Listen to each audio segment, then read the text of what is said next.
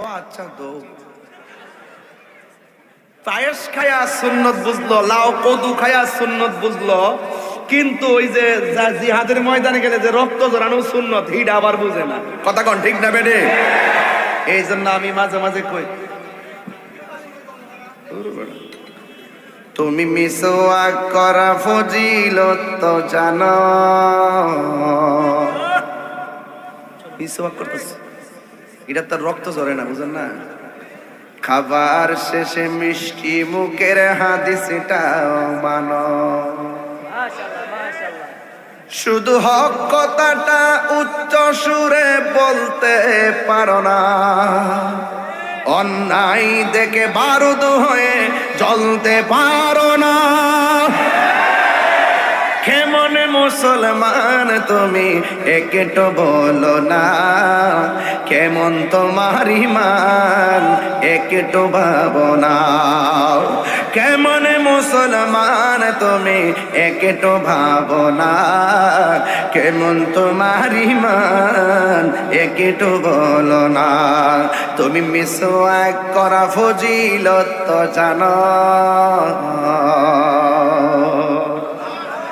খাবার শেষে মিষ্টি মুখের হাদিসটাও মানো, ঠিক না? শুধু হক কথাটা উচ্চ সুরে বলতে পারো না, অন্যায় দেখে বারুদ হয়ে জ্বলতে পারো না, ঠিক না? কেমন মুসলমান তুমি একটু ভাবো না, কেমন তোমার ঈমান একটু বলো না, ঠিক না?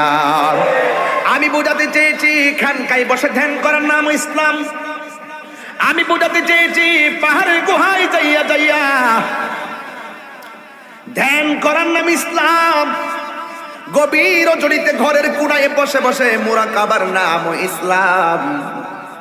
কিন্তু মনে রাখবেন, কেউ যদি কোরআনের বিরুদ্ধে কথা বলে, কেউ যদি নবীর বিরুদ্ধে কথা বলে, আল্লাহর জাত এবং সিফতের বিরুদ্ধে কথা বলে, তখন আর খানকায় বসে মুরাকাবা চলবে না।